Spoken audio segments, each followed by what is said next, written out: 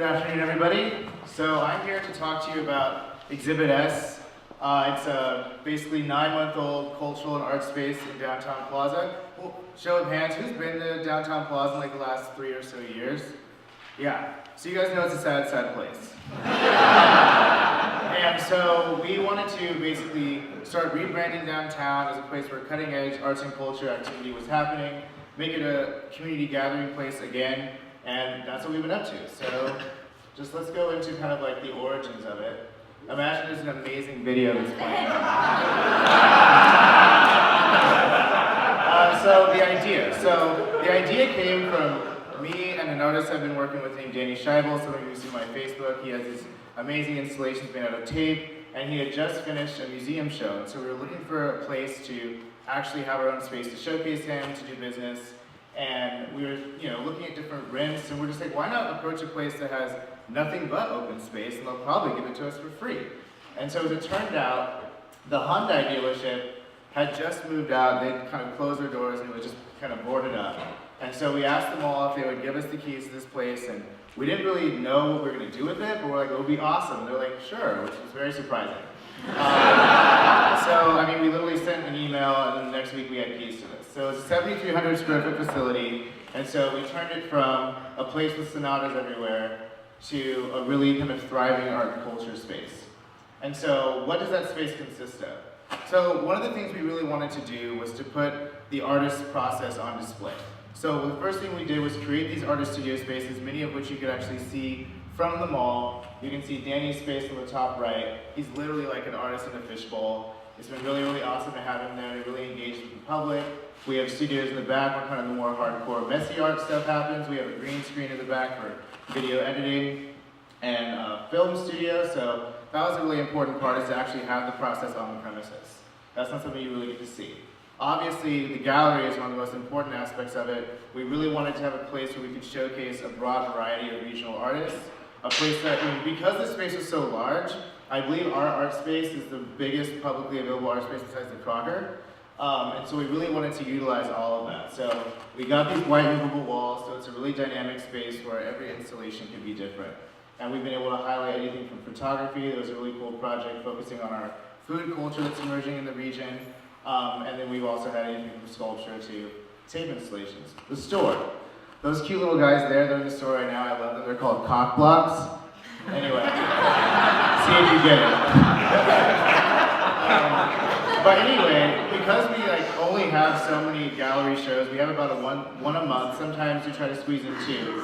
We weren't going to be able to really highlight that many creative people. So we developed the store as a way to kind of have dozens and dozens of artists have their work on display. It's at a much more affordable price point as well. We're next door to Forever 21, so we wanted to have something where a girl could come in and be like, oh my God, and leave with something she could actually afford. So that was something that was really important to establish, and it's been going really well. It's been so bizarre to be in retail in the mall in the holidays, but it's actually been a great place to get gifts, and it's been nice to see the community really respond positively to what we're putting out there. Classroom. So obviously we have all these amazing artists in the space. We wanted to have a place where people could come and actually learn these different processes. So we've had tons of classes, like little kids come and learn how to draw. We have 2 of our resident artists who are actually teachers anyway, so they've been able to kind of run a pretty consistent program. They're doing a woodblock carving. These woodblocks will eventually be printed with steam rollers, which is a really neat process that I've never seen in Sacramento before. So we're able to do a lot of innovative things because of the diversity of talent that we're able to have. So how do we make this all happen? Who are the players? Who's our team? Obviously, Danny Scheibel, my collaborator. Actually, throughout this process, I became so engrossed in Exhibit S that essentially Tapegami became solely Danny, and I started to kind of run with this. And it's been a really great way to have my own vehicle. Obviously, I still work with Danny and sell his work, but he's kind of taken full creative control of that, and this is like my brainchild now. So that's been great. Maren Conrad, she's another artist that we moved in first. She works with multiple layers of resin, metal leaf, and painting. And actually, when we met her, she was showing these beautiful glossy paintings. And I was like, what is this made of? She's like, resin. I was like, can you put that on tape? She's like, maybe. And so we started experimenting with her and collaborating, and she was actually able to really refine Danny's process. So it was great to have a space where collaboration was encouraged, where it wasn't competitive, and everyone was better as a result. Matt Brown, he's a digital projection artist and painter. He does not get his face photographed. He's a fairly odd guy. Sully's new best friend, actually. But he's awesome. And then we have Erica, Lady Beaver Lipkiss. She loves to twerk. Actually, her story's funny. She was our first artist in residence. We wanted to really have this place be not only a space that supported Sacramento talent, but a place where people from outside the community could come, get to learn about what we're doing here, and then kind of export it to where they came from.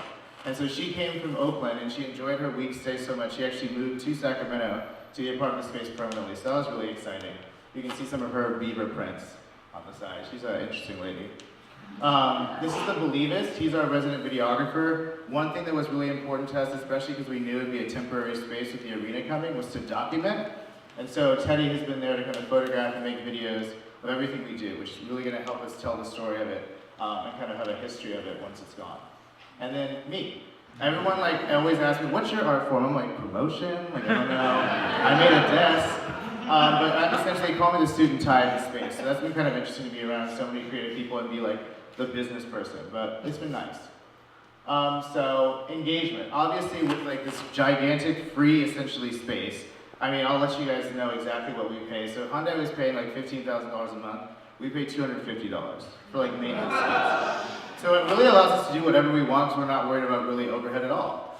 And so we really wanted to make sure that we shared this space with the community as much as possible. So engagement's been a really big thing for us. So how do we do that? Well, partnerships. So we basically try to export Exhibit S outside of our space as often as possible. We participate in anything from Chalk It Up, where our artists were featured, to Launch, which is a big music festival that's happening, art festivals that happen in Midtown. Obviously, we coordinate with a lot of the other vendors in the plaza to kind of bring what we're doing to their businesses.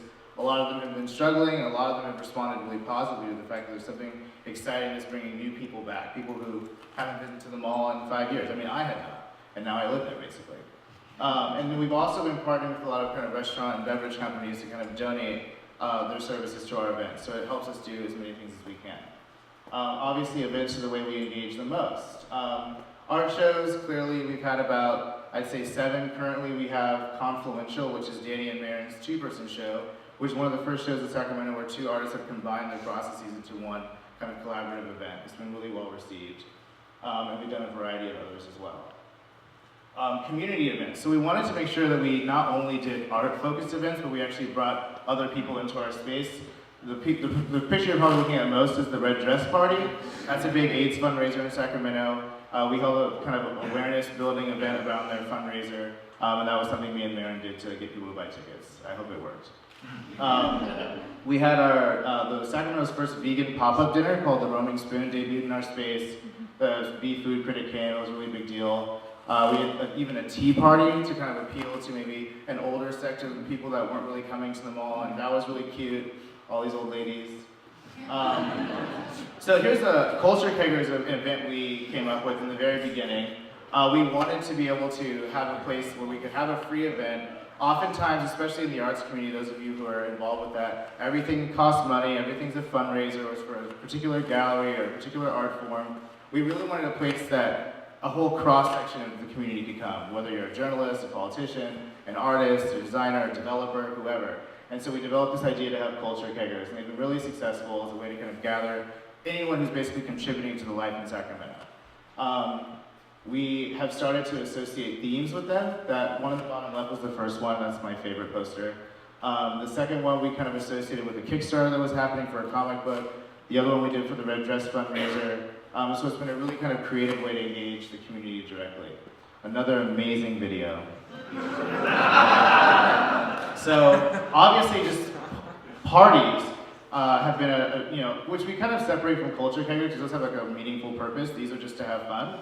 Well, sometimes they have a purpose too.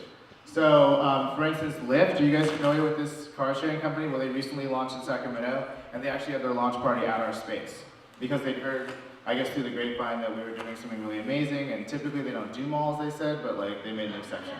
So that was really cool. We actually had these 2 Kenyan runners who were sponsored to come to the marathon come, and we had a nice event for them. We had a War Halloween party, which was really, really amazing. We were able to cover most of the gallery in foil to kind of resemble the Warhol's Silver Factory. So we've really been able to do a lot of things that most spaces can't do, either because of space or because of common sense. So a residency, like I said before, is a way for us to bring people who are not permanent residents into our space. Obviously, Soli is our current resident. We were really, in her case, it was really great to have her because she's from Sacramento, but has kind of created a whole artistic life way, way far away. And so to kind of reintegrate her into what's been happening has been great. I think she's gotten a lot out of it. We certainly have. And it's been kind of a meaningful thing that, unfortunately, we probably won't be able to do for much longer. So press. So that was obviously something that we wanted from the very beginning because we wanted as many people to know about it as possible, and we've actually been able to receive some pretty good press from NPR to USA Today actually covered our grand opening, so that was cool. We were recently featured on the cover of our local independent, SNR, as like the people who took over this mall and kind of made it cool again, which was nice recognition. And recently we were in San Francisco Magazine's December issue where they were kind of looking at all the different cutting edge galleries, and all of them were in San Francisco except for ours. So that was really kind of nice, legitimate recognition, which doesn't really happen in Sacramento galleries very often. So kind of like, what are some metrics that we can talk about? Our lowest estimate, our conservative estimates, is over 25,000 people have come through this space since we opened on June 27th, which is quite a lot. And the mall has really been grateful for the increase in foot traffic, not only the sheer amount of people, but the type of people that we're bringing in. Obviously, it's made our art scene more visible and more cohesive because so many different artists who had never met, so many different patrons who had never really associated the downtown area with it. Yeah, let's wrap it up. Okay, so we were recently nominated for what's called the Vibe Award, which the Downtown Sacramento Partnership gives to like the most impactful thing affecting the culture of downtown, so hopefully we win.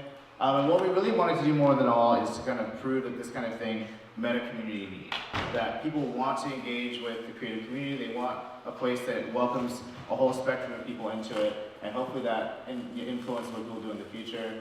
So speeding through this, lessons learned, have a really cool and down team, go for something really bold, because what we found is that even though we had no idea how we'd be able to pull this off, the fact that we were going for it inspired a lot of people to help us. Where if it was manageable, like it'd be manageable, we wouldn't get any help. Tap your networks, obviously rely on people you know, make sure you have a diverse cast of characters to help out, and make sure what you're doing is fun. And awesome video.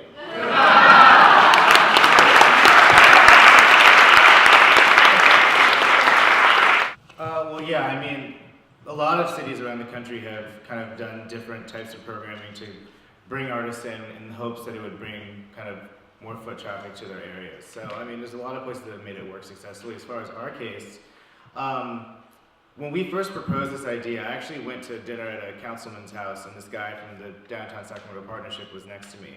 And he, had been drinking and was like, when you guys wrote us that letter, we were like, this will never work. No one will ever like this at all. And now they've nominated us for the highest award, So I think that people are not, especially maybe politicians and business people, are not necessarily the ones who would have a vision for the benefits, more so kind of the hassle. I think that the community's been really overwhelmingly supportive, and because of our kind of unusual location, we purposely went after a mall because it already had like some basis for foot traffic and is already a place that people go to spend money. And it's also a place where you can reach all sorts of people. Not every downtown dilapidated area is going to have that kind of foundation. So even though it wasn't a really great mall, there was still at least like a Macy's, there's still, people still went. So I think that we didn't necessarily have like such skepticism that other places would have. Yeah, it's everyone's favorite question. Mine too. I would say that, well, it depends on who's in the space you're talking to. I think that for some of the artists, such as Danny, this period of kind of incubation and being part of a group studio was great while it lasted, but a lot of the artists have received so much exposure as a result of being in this space that they no longer need to have that environment. So Danny's gonna go and have his own studio. Erica's gonna go into a different co-working space.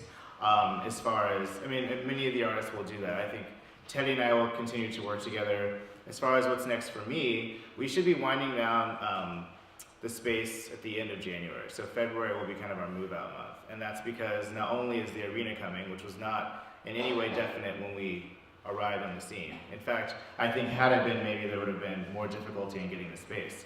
But they're actually moving a bunch of the displaced retailers into our space. So our space will become like 4 spaces, basically.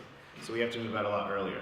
And so what my plan is to do is to kind of take this concept of placemaking, taking, the entire community, different businesses, different cultural resources, and kind of working with a developer to do that in another area. There's particularly an area in Sacramento, for those of you familiar with Sacramento, R Street. It's a kind of historic warehouse district there. There's actually a development that's being built as we speak, which is kind of a creative, professional artist housing. And it's meant to be kind of the start of an entire cultural district from the river up to Safeway.